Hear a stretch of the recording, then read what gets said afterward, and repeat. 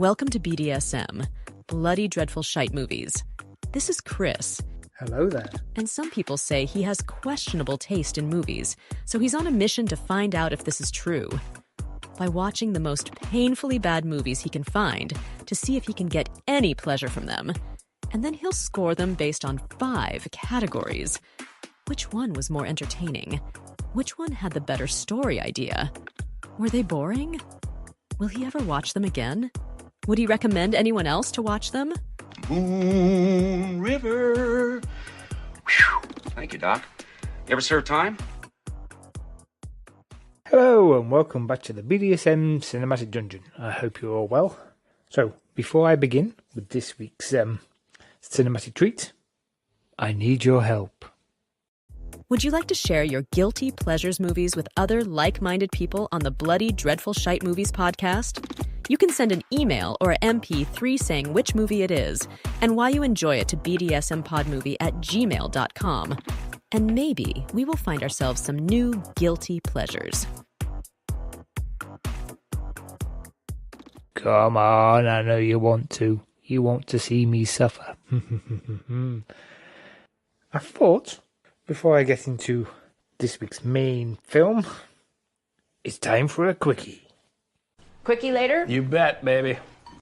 I want to share my love for a rarely talked about 2009's sci-fi comedy, Frequently Asked Questions About Time Travel.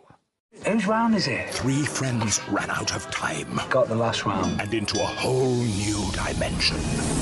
It's Doctor Who meets Shaun of the Dead. That is the end of the world. I'm not going out there. Now this is what I call a future. Don't sleep with anyone. Always ends up being your mum or your gran. Oh, that's just sick. It's so funny you'll want to go back in time and see it again. Where's your time machine? Inside me. That's handy. Frequently asked questions about time travel. So, whose round is it? I was reading some of the reviews for it, and people keep calling it Shaun of the Dead meets Doctor Who.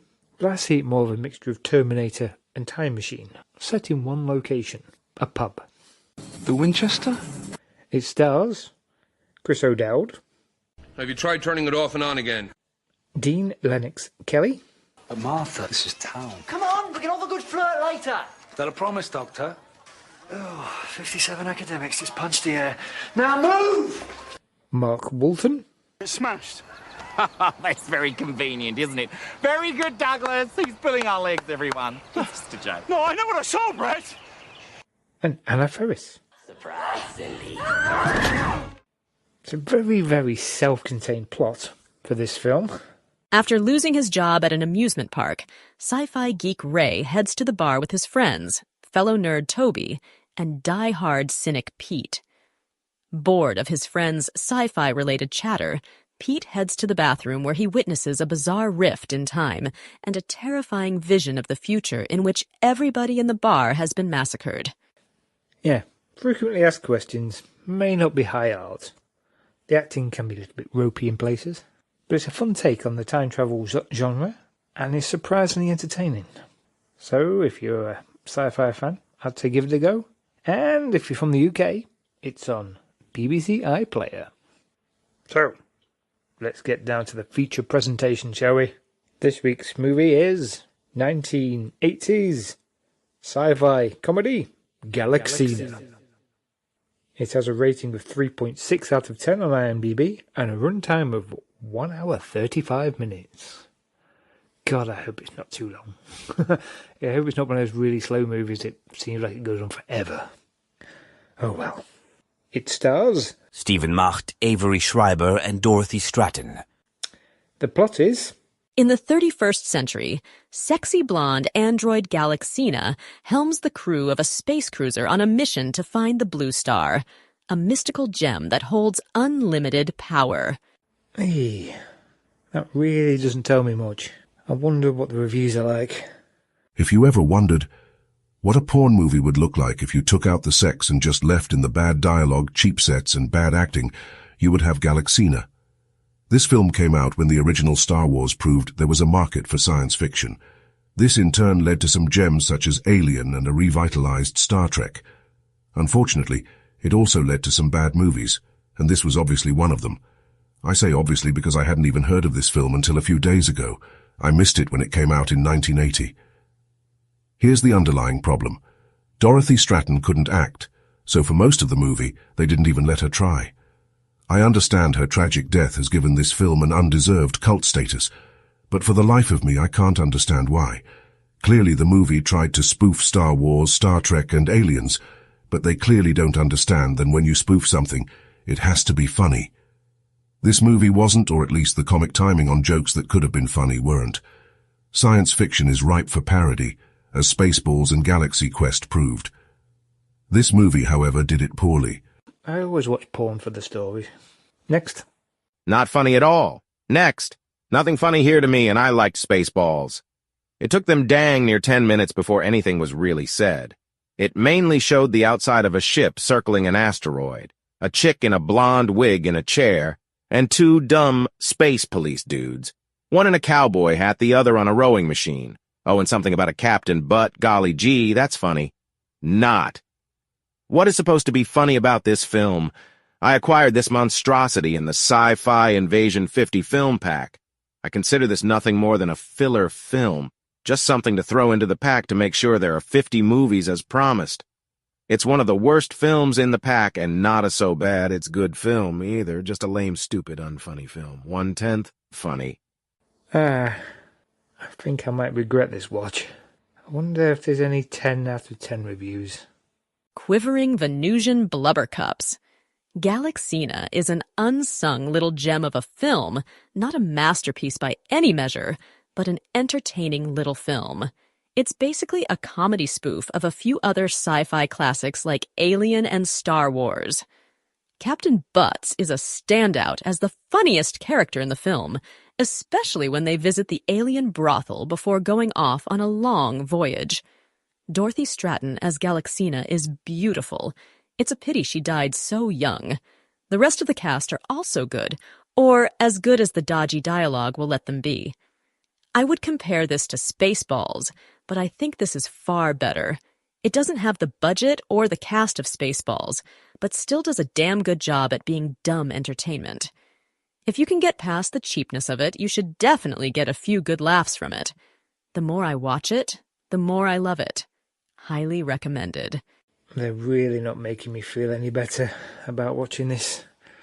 Okay, let's grab some popcorn and get it over with. Ladies and gentlemen, Her Astronomical Highness, Galaxina, Queen of the Cosmos, wired up and fired up to sweep the heavens against the forces of evil. Playboy's Playmate of the Year is Galaxina, rated R.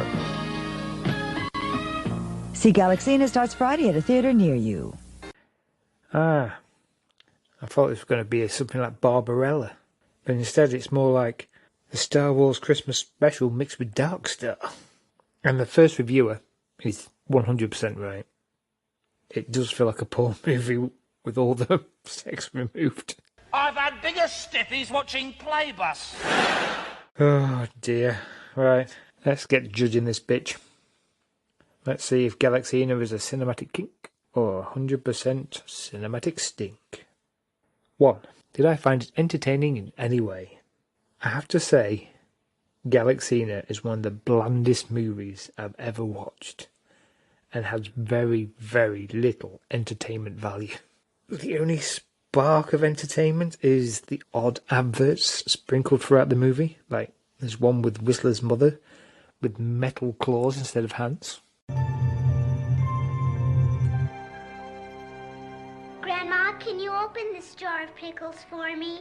I'm sorry, dear. It's my arthritis. I can't open that jar of pickles for you. Oh, Grandma. What more can I say?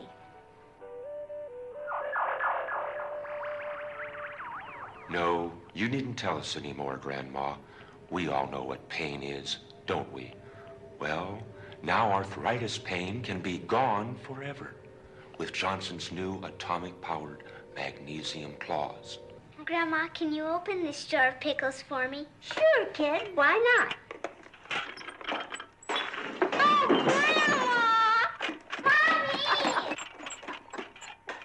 I can't really say that kept me going, but I might. At a push, give it a pity point. 2. Did it have a good story idea? I don't even know if it had a story. It just goes on, and it doesn't really say what it's about. The crew of the police cruiser Infinity is finally heading home after a long stay in deep space. Just when they think they are about to get some much-needed rest and relaxation, the crew is given a new mission: Journey to the Alien World. Alter 1 to find the Blue Star, a mystical gem that holds unlimited power. Their journey to find the Blue Star leads them to an outer space brothel full of alien women and a gang that worships Harley-Davidson motorcycles. Can sexy robot Galaxina and the crew find the Blue Star and save the world? Will the ship's pilot succumb to the beauty of the ship's sexy robot Galaxina? I'm calling bullshit on this actually being the plot for this so-called movie. So who's not getting a point? 3.